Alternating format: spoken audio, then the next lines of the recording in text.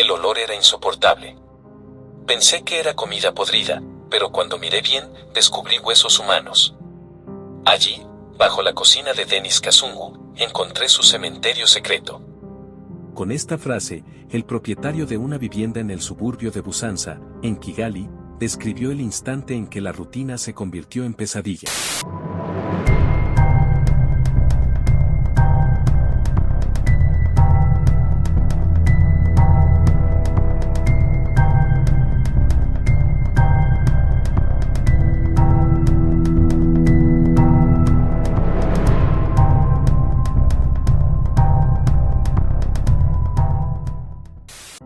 Lo que parecía un simple problema de alquiler destapó uno de los crímenes más atroces de la historia reciente de Ruanda. Era septiembre de 2023 cuando ese casero decidió acudir a la policía.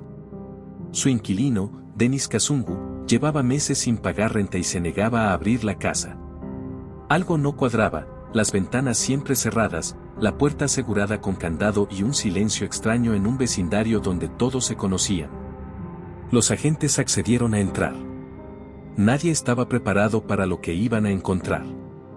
En la cocina, al remover la tierra de un pozo improvisado, aparecieron restos humanos. No era uno, ni dos. La policía recuperó 12 cuerpos. Poco después, el propio Kasungu confesó con calma que había matado a 14 personas. La noticia se extendió como fuego. En Kigali, la gente hablaba del monstruo de Busanza, un hombre que durante más de un año había llevado a mujeres a su casa con engaños para asesinarlas y enterrarlas en su improvisada fosa común. Al principio, los rumores sobre desapariciones habían sido ignorados. Algunas familias denunciaron que sus hijas nunca regresaron después de salir a bares o reuniones nocturnas. Incluso, 3 mujeres lograron escapar de la casa de Kasungu y contaron a la policía lo que había pasado, pero sus testimonios fueron desestimados como riñas domésticas o conflictos menores. Esa indiferencia permitió que los crímenes continuaran en silencio. El hallazgo en septiembre de 2023 fue un golpe brutal para la sociedad ruandesa. ¿Cómo era posible que alguien asesinara a tantas personas sin que las autoridades actuaran antes? ¿Cómo un comerciante común, dueño de una tienda de repuestos de motocicletas, había mantenido un cementerio oculto en su cocina sin levantar sospechas? La historia de Denis Kasungu recién empezaba a conocerse. Tras su arresto, los interrogatorios revelaron un patrón de manipulación, violencia y frialdad que lo convertirían en el peor asesino serial de Ruanda. La historia de Denis Kasungu es, en muchos sentidos, un enigma. A diferencia de otros asesinos en serie cuya infancia estuvo marcada por violencia doméstica o abusos documentados, sobre la vida temprana de Kasungu se sabe poco. Esa falta de información no hizo más que aumentar la intriga tras su arresto. ¿Cómo un hombre aparentemente común pudo convertirse en uno de los peores asesinos de Ruanda? Nació alrededor de 1990 en una familia ruandesa promedio. No existen reportes de que creciera en un entorno extremadamente violento, ni registros públicos de traumas infantiles. Lo que sí se sabe es que, de adulto, llevaba una vida aparentemente normal. Era propietario de una tienda de repuestos de motocicletas en Kigali, trabajaba en distintos oficios y se mostraba ante sus vecinos como alguien reservado, pero funcional. Esa fachada de normalidad fue clave para que nadie sospechara lo que ocurría tras la puerta cerrada de su vivienda. Con el tiempo, comenzaron a surgir acusaciones. Kasungu fue detenido en julio de 2023 bajo sospechas de robo, violación y amenazas. Sin embargo, fue liberado poco después por falta de pruebas sólidas. Esa decisión resultó fatídica. Una vez libre, retomó sus crímenes. Vecinos y conocidos lo describían como un hombre callado, trabajador y discreto. Pero bajo esa superficie se escondía a alguien que sabía manipular, que podía cambiar de identidad para engañar a las víctimas y que era capaz de mantener una doble vida. Su capacidad de ocultarse a plena vista recuerda a muchos otros asesinos seriales que utilizaron la rutina diaria como máscara. Lo más aterrador es que algunas mujeres lograron escapar de sus garras. Declararon que Kasungu las había llevado con engaños a su casa alquilada, donde intentó someterlas.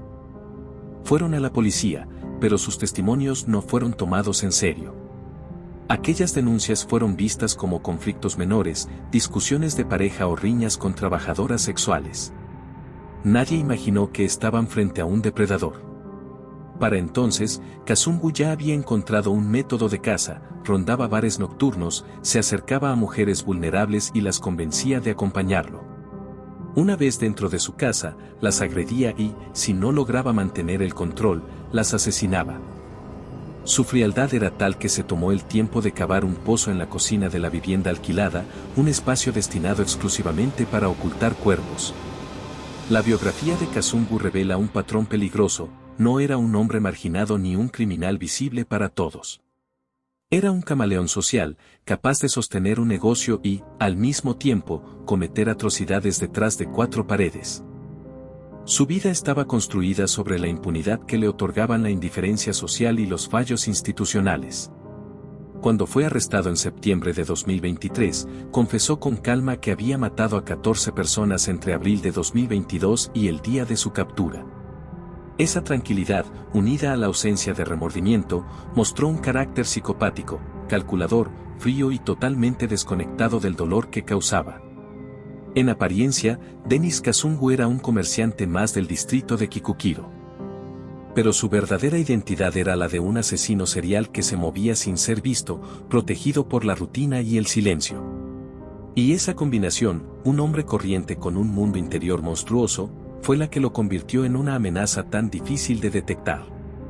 Los asesinatos cometidos por Denis Kazungu se desarrollaron en un lapso relativamente corto de tiempo, entre abril de 2022 y septiembre de 2023, pero dejaron una huella imborrable en la memoria de Ruanda. Su modus operandi fue tan sistemático como brutal: acercarse a mujeres en entornos sociales, ganarse su confianza con engaños y, finalmente, llevarlas a la casa alquilada en Busanza, distrito de Kikukiro, donde la sometía a violencia sexual y terminaba con sus vidas. Los primeros reportes de desapariciones surgieron a mediados de 2022.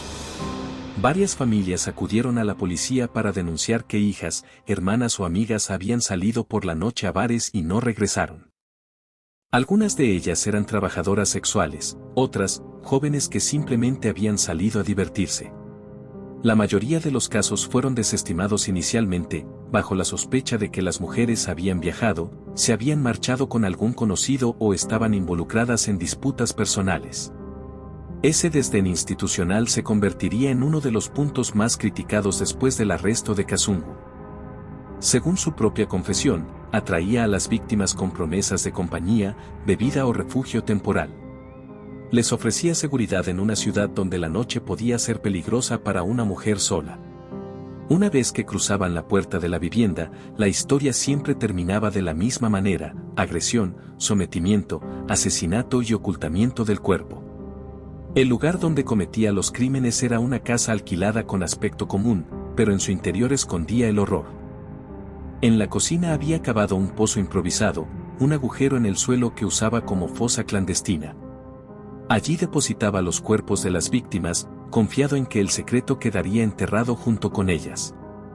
Los vecinos recordaron después que a veces se percibían olores extraños, pero nunca imaginaron que se trataba de cuerpos en descomposición. Al menos 3 mujeres lograron escapar antes de ser asesinadas. Sus testimonios fueron reveladores, contaron que Kazungu las había llevado a la fuerza o con engaños a su vivienda, que las amenazó y que intentó agredirlas. Una de ellas, según la prensa local, llegó ensangrentada a pedir ayuda a un vecino. Sin embargo, cuando acudieron a las autoridades, sus denuncias no prosperaron. Los policías clasificaron los incidentes como peleas comunes, o incluso sugirieron que las mujeres estaban inventando. Esa desatención permitió que Kazungu siguiera matando. La primera víctima identificada fue una mujer que trabajaba en un bar cercano a la casa de Kazungu. Se perdió su rastro en abril de 2022. Su familia denunció la desaparición, pero la investigación no avanzó. Un año después, su cuerpo sería hallado en el pozo de la vivienda, junto a muchas otras. El patrón se repitió con una frialdad espantosa. Kazungu seleccionaba mujeres vulnerables, las llevaba a su casa, las violaba y luego las estrangulaba o golpeaba hasta la muerte. El asesinato no era solo un medio para silenciar a las víctimas, formaba parte de su impulso criminal. Después, se encargaba de enterrar los cuerpos en el mismo lugar. Cuando se le preguntó cómo podía vivir sabiendo que la cocina de su casa escondía cadáveres, respondió con calma que eso no le afectaba. Lo más inquietante es que Kazungu fue detenido en julio de 2023, 2 meses antes del descubrimiento de los cadáveres. Estaba acusado de robo, amenazas y violación. Sin embargo, fue liberado por falta de pruebas suficientes.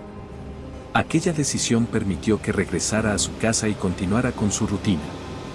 Poco después, nuevas desapariciones confirmaron que había vuelto a matar. Las familias de las víctimas denunciaron públicamente la inacción policial. Se preguntaban cómo era posible que un hombre que ya había sido señalado en varias ocasiones no estuviera bajo vigilancia. Algunas de las mujeres que escaparon habían dado detalles concretos sobre la ubicación de la casa y las circunstancias, pero nadie actuó. El silencio institucional se convirtió en cómplice indirecto del asesino. El método de Kazungu no mostraba sofisticación tecnológica ni un plan criminal elaborado como en otros casos internacionales. Lo suyo era simple y directo: manipulación, violencia física y ocultamiento rudimentario. Pero esa simplicidad, sumada a la indiferencia de las autoridades, le permitió acumular víctimas durante más de un año. Los reportes forenses posteriores confirmaron que, además de asesinato, hubo violación y profanación de cuerpos. Esa combinación mostró un patrón de sadismo y desprecio absoluto por la vida humana. El pozo de su cocina, que para cualquier vecino no era más que una parte común de la vivienda, se transformó en una fosa múltiple que contenía al menos 12 cuerpos en avanzado estado de descomposición. El momento clave llegó el 5 de septiembre de 2023, cuando el propietario de la vivienda denunció que Kazungu llevaba meses sin pagar el alquiler y que mantenía la casa cerrada con llave. La policía, al entrar, descubrió la verdad: cuerpos enterrados en la cocina, algunos completos, otros fragmentados. Fue la escena más macabra que los investigadores recordaban en años. El descubrimiento conmocionó a Kigali y a todo Ruanda. La prensa comenzó a hablar del monstruo de Busanza o el asesino del pozo. Pero más allá del morbo, el caso abrió una herida social: la desconfianza en las instituciones y la sensación de que muchas de esas muertes pudieron evitarse si las denuncias hubieran sido atendidas a tiempo. La revelación de esos primeros crímenes mostró con crudeza cómo un hombre común había construido, a plena vista, un ciclo de muerte en un barrio habitado. Lo que parecía un inquilino problemático resultó ser uno de los peores asesinos en serie de la historia reciente de África. Y lo peor era que la historia aún no terminaba. Con el arresto de Kazungu, comenzarían a conocerse detalles que revelarían la verdadera escalada de violencia y la magnitud de sus crímenes. Después de su arresto en septiembre de 2023, la policía de Kigali reveló un panorama aún más oscuro de lo que se había imaginado en un principio. Los primeros informes hablaban de 12 cuerpos hallados en el pozo de la cocina en la vivienda alquilada por Denis Kazungu. Sin embargo, bajo interrogatorio, el propio Kazungu confesó con una frialdad perturbadora que en realidad las víctimas eran 14 en total. Su serenidad al declarar impactó a los investigadores: hablaba de los crímenes sin titubeos, como si relatara una rutina diaria. La escalada de violencia se produjo a medida que Kazungu ganaba confianza. Al principio, sus ataques eran más esporádicos. Una mujer desaparecía y, durante semanas, no se escuchaba nada más. Pero con el tiempo, los asesinatos se volvieron más frecuentes y temerarios. Entre abril de 2022 y mediados de 2023, la frecuencia de desapariciones aumentó, siempre con un patrón similar: mujeres jóvenes, en su mayoría vinculadas a bares nocturnos, que aceptaban acompañarlo bajo promesas de compañía, alcohol o un lugar seguro. Los testimonios de las 3 mujeres que lograron escapar permiten entender cómo operaba. Kazungu solía mostrarse amable, educado e incluso protector en un primer momento. Les ofrecía transporte o invitaciones a su casa como si fuera un gesto de cortesía. Pero una vez dentro, todo cambiaba. Su tono se volvía agresivo, las amenazaba con violencia y, si intentaban resistirse, las sometía a la fuerza. En los primeros casos, parecía actuar con cierto cálculo: ocultaba los cuerpos con cuidado, mantenía un perfil bajo y se aseguraba de no levantar sospechas. Pero con cada crimen, su comportamiento se tornaba más descuidado y brutal. Algunos cadáveres mostraban señales de tortura y violencia desproporcionada. Otros presentaban marcas de estrangulamiento, lo que confirmaba que esa era su forma preferida de matar. La confianza de Kazungu se fortalecía porque las instituciones no actuaban. Había sido detenido en julio de 2023 por sospechas de robo, violación y amenazas, pero fue liberado rápidamente por falta de pruebas. Esa liberación no solo le permitió continuar, sino que también le transmitió el mensaje de que nadie lo estaba siguiendo de cerca. Para un asesino en serie, esa sensación de impunidad es como gasolina ardiendo, lo envalentona y lo vuelve aún más peligroso. Durante los meses posteriores a su liberación, las desapariciones aumentaron. Familias enteras acudieron desesperadas a las autoridades, pero la respuesta era la misma, que quizás sus hijas habían viajado, que volverían pronto o que se trataba de problemas familiares. La indiferencia institucional se convirtió en un factor que permitió que Kazungu elevara la magnitud de su violencia sin freno. Uno de los detalles más espeluznantes de su escalada fue la forma en que utilizaba el pozo de la cocina. Ese agujero, que cavó él mismo o que adaptó en la vivienda, se transformó en su método de encubrimiento. Arrojaba los cuerpos allí, uno tras otro, como si fueran objetos descartables. Con cada cadáver, el pozo se convirtió en un testimonio silencioso de su monstruosidad. Los investigadores, al recuperar los restos, describieron el olor y la visión como una de las experiencias más traumáticas de sus carreras. La violencia de Kazungu también se extendía más allá del asesinato. Varios cuerpos presentaban signos de violación y profanación. Eso demostró que su motivación no era únicamente eliminar testigos, sino que existía un componente de sadismo y dominación absoluta sobre sus víctimas. La escalada alcanzó su punto máximo en el verano de 2023. Se sabe que al menos 2 mujeres desaparecieron en un lapso de apenas semanas. Los familiares de ambas acudieron a la policía y señalaron a Kazungu directamente, pues habían escuchado que sus hijas lo conocían. Pero, una vez más, los reportes no derivaron en una investigación seria. Kazungu, mientras tanto, seguía su vida como comerciante, vendiendo repuestos de motocicletas en el distrito, fingiendo normalidad mientras ocultaba un cementerio en su propia cocina. El descubrimiento de los cadáveres en septiembre de 2023 fue un golpe brutal para la sociedad ruandesa.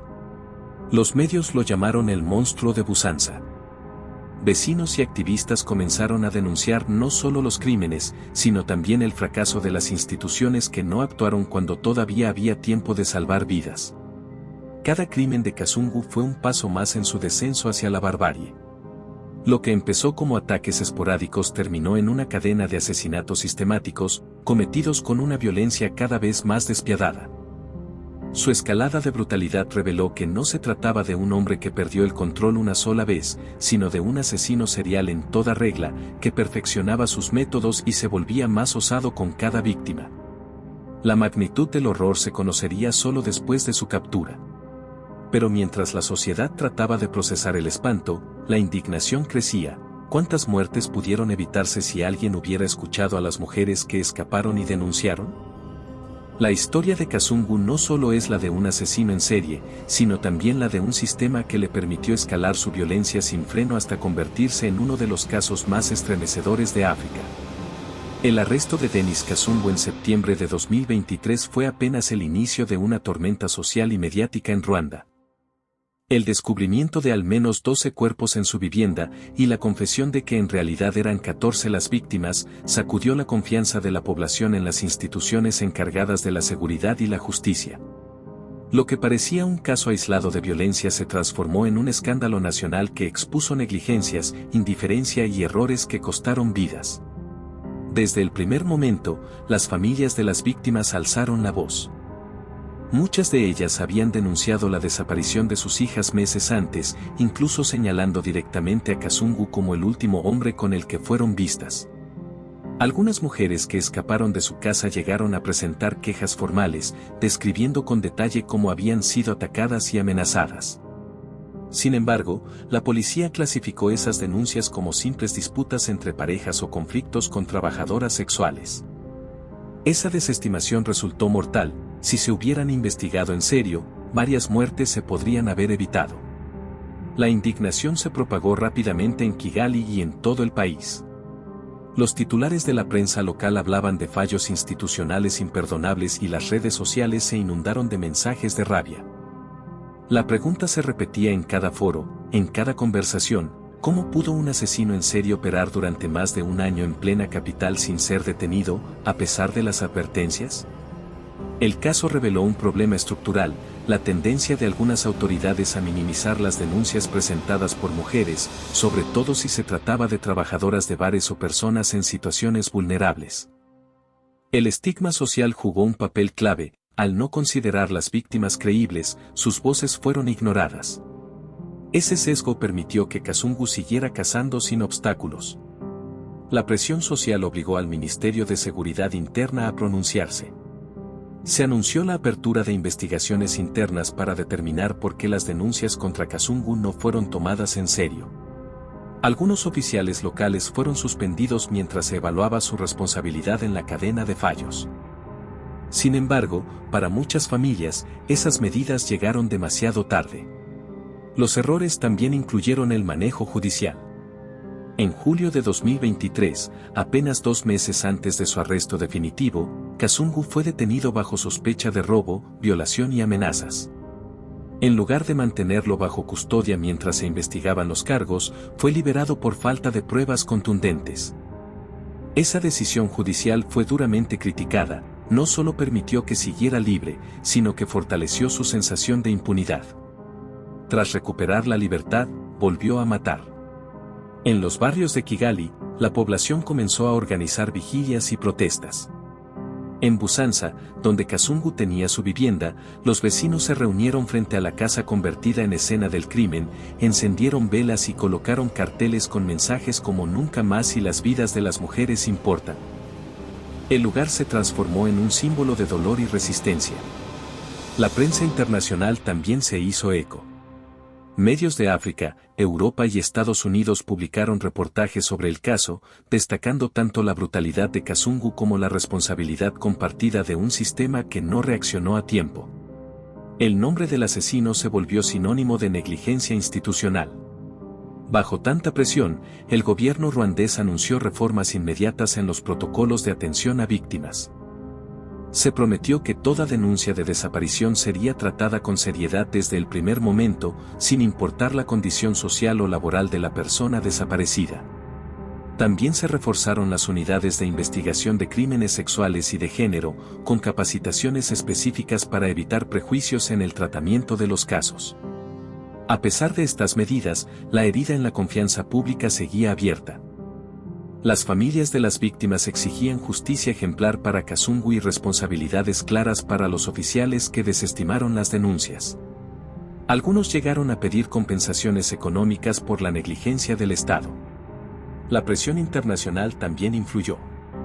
Organizaciones de derechos humanos señalaron que el caso era una muestra de cómo el machismo institucional y la falta de protocolos sólidos pueden abrir la puerta a tragedias de esta magnitud. Lo ocurrido en Kigali se usó como ejemplo en foros sobre seguridad y género en toda África. El proceso judicial contra Kasungu avanzaba, pero la sociedad no olvidaba que los errores policiales y judiciales permitieron la escalada de sus crímenes. Lo que debía haber sido un arresto temprano se convirtió en una cadena de muertes. El caso de Denis Kasungu no solo mostró el rostro de un asesino serial frío y calculador, sino también el reflejo de un sistema que falló en proteger a sus ciudadanos más vulnerables. Esa doble dimensión, el crimen individual y la negligencia institucional, hizo que la presión social se mantuviera intensa hasta el día de su condena. Pero antes de llegar a la sentencia, aún faltaba el clímax de la historia, los últimos crímenes, los más brutales, y la confesión final de un hombre que admitió haber matado a 14 personas sin mostrar el menor remordimiento. La escalada de violencia de Denis Kasungu alcanzó su punto más cruel en los meses previos a su captura. Según las investigaciones y su propia confesión, fue entre julio y septiembre de 2023 cuando cometió los asesinatos más despiadados y arriesgados, como si la impunidad con la que había actuado hasta entonces lo empujara a ir más lejos cada vez. El patrón criminal ya estaba consolidado, seleccionaba a mujeres vulnerables en bares y calles de Kigali, las atraía con promesas de compañía o seguridad y las llevaba a su casa alquilada en Busanza. Allí, la rutina era siempre la misma: agresión sexual, violencia física, estrangulamiento y entierro en el pozo de la cocina. Pero en sus últimos crímenes, Kazungu mostró un grado de brutalidad aún mayor. Los informes forenses revelaron que varios de los cuerpos encontrados en las capas más recientes del pozo presentaban signos de tortura, fracturas en huesos, golpes múltiples y lesiones post-mortem. En algunos casos, parecía haber prolongado el sufrimiento de las víctimas antes de matarlas. Esa crueldad añadida mostraba un sadismo que no se había detectado con tanta claridad en los primeros asesinatos. En julio de 2023, Kazungu fue detenido por sospechas de violación y robo. Pasó pocos días bajo custodia y fue liberado. Para él, esa excarcelación fue una señal, se sintió intocable. Apenas recuperó la libertad, captó a 2 nuevas víctimas en cuestión de semanas. Los familiares de ambas mujeres denunciaron de inmediato su desaparición y mencionaron el nombre de Kazungu, pero una vez más, sus testimonios fueron archivados. Aquellas 2 muertes marcaron el inicio del clímax de su carrera criminal. El último asesinato confirmado ocurrió apenas días antes de su arresto. Testigos afirmaron haber visto a Kazungu conversar con una joven fuera de un bar en Kikukiro. Esa mujer nunca regresó a casa. Fue hallada entre los restos en la fosa común bajo la cocina, junto a otras víctimas en estado avanzado de descomposición. Para los investigadores, este último crimen fue una combinación de arrogancia y desesperación. Kazungu ya no se esforzaba por cubrir sus huellas, como si desafiara a las autoridades a detenerlo. El descubrimiento de los cuerpos en septiembre de 2023 dejó a los agentes en shock. Los que participaron en la recuperación de los restos describieron escenas dantescas: esqueletos mezclados con restos aún recientes, huesos quebrados, cráneos destrozados. El hedor era insoportable. Algunos oficiales necesitaron asistencia psicológica tras la operación. La magnitud del horror superaba cualquier expectativa. Bajo interrogatorio, Kazungu narró los hechos con una calma escalofriante. Admitió haber asesinado a 14 personas, aunque la policía solo pudo confirmar 12 cadáveres recuperados. Nunca mostró arrepentimiento ni empatía por las víctimas. Al contrario, parecía aliviado por confesar, como si haberse quitado el peso del secreto le diera tranquilidad. Los fiscales describieron esos últimos crímenes como la etapa más peligrosa. Kazungu actuaba con descaro total, ignorando cualquier riesgo de ser descubierto. Eso lo volvía aún más letal. De no haber sido detenido en septiembre, es probable que hubiera seguido matando hasta ser finalmente sorprendido en flagrancia. El clímax del caso no fue solo el hallazgo de los cuerpos, sino también el descubrimiento de las fallas institucionales que permitieron que Kazungu llegara tan lejos. Vecinos recordaron haber visto mujeres entrar y no salir de su casa. Otros mencionaron olores extraños y comportamientos sospechosos. Y sin embargo, ninguna señal fue investigada a fondo hasta que fue demasiado tarde. La brutalidad de los últimos asesinatos, sumada a la indiferencia de las instituciones, convirtió el caso de Denis Kazungu en un símbolo del horror contemporáneo en África. Su nombre quedó asociado no solo a la violencia extrema, sino también a la impunidad que le permitió actuar durante tanto tiempo. El clímax reveló la magnitud de su monstruosidad: un hombre aparentemente normal que, en menos de 2 años, transformó una vivienda en el corazón de Kigali en una cámara de muerte. Y lo hizo a plena vista, protegido por el silencio social y los errores de las autoridades. Tras su arresto y confesión, llegó el momento de la justicia. La sociedad exigía que el hombre que había aterrado a la capital recibiera una condena ejemplar. La tensión se trasladó entonces a los tribunales, donde se dictaría la sentencia que marcaría el final del caso, aunque no el cierre de las heridas. El 5 de septiembre de 2023, la policía de Kigali irrumpió en la vivienda alquilada de Denis Kazungu en Busanza, tras la denuncia del propietario que reclamaba meses de alquiler impagos. Lo que parecía un simple caso de desalojo terminó siendo el descubrimiento más macabro en la historia reciente de Ruanda: 12 cuerpos enterrados en un pozo bajo la cocina. Kazungu fue detenido de inmediato. Durante los interrogatorios, confesó sin titubear haber asesinado a 14 personas, en su mayoría mujeres jóvenes que frecuentaban bares nocturnos. Su calma desconcertó a los agentes, relataba los crímenes como si describiera una rutina cualquiera. Esa frialdad reveló un perfil psicopático, incapaz de empatía o remordimiento. La noticia se propagó rápidamente, desatando indignación nacional e internacional. Los medios locales lo bautizaron como el monstruo de Busanza. Familias enteras acudieron a las afueras de su casa, convertida en escena del crimen, para llorar a las víctimas y exigir justicia. La sociedad pedía no solo castigo para Kazungu, sino también respuestas sobre las fallas policiales y judiciales que habían permitido su escalada de violencia. El proceso judicial avanzó con rapidez debido a la gravedad del caso y a la confesión del acusado. En marzo de 2024, el Tribunal Superior de Kigali lo declaró culpable de asesinato múltiple, violación, robo, amenazas, profanación de cuerpos. La sentencia fue contundente, cadena perpetua y una multa de 10 millones de francos ruandeses para indemnizar a las familias de las víctimas. Para muchos, la condena fue un alivio parcial, aunque ninguna pena podría reparar las vidas perdidas. Kazungu intentó apelar. En julio de 2025, el Tribunal Superior rechazó su recurso, ratificando la cadena perpetua y la obligación de compensar a las familias. La Corte desestimó sus alegatos de arrepentimiento y cooperación con la justicia, asegurando que la magnitud de sus crímenes hacía imposible una reducción de pena. El caso tuvo consecuencias más allá del tribunal. Las autoridades ruandesas implementaron reformas en los protocolos de atención a denuncias de desapariciones y violencia de género. Se reforzaron los equipos de investigación y se prometió que nunca más se subestimarían testimonios de mujeres vulnerables. Sin embargo, para muchas familias, esas promesas llegaron tarde, las muertes de sus hijas pudieron haberse evitado. El nombre de Denis Kazungu quedó grabado en la memoria colectiva como el peor asesino serial de Ruanda. Su historia es recordada como una advertencia sobre lo que ocurre cuando la indiferencia social y los errores institucionales se combinan con la crueldad de un individuo. Hoy, tras las rejas, Kazungu cumple su condena de por vida. Su caso sigue siendo mencionado en foros de seguridad y derechos humanos como ejemplo del costo de ignorar las señales de peligro. La sociedad ruandesa aún carga con la herida abierta, pero también con la determinación de no permitir que algo así se repita. La tragedia dejó una enseñanza amarga: el silencio y la negligencia pueden ser tan letales como las manos de un asesino. Gracias por llegar hasta el final de esta historia. Si quieres conocer más casos reales que estremecieron al mundo, suscríbete al canal y activa la campanita. Tu apoyo nos ayuda a mantener viva la memoria de las víctimas y a seguir contando estas historias.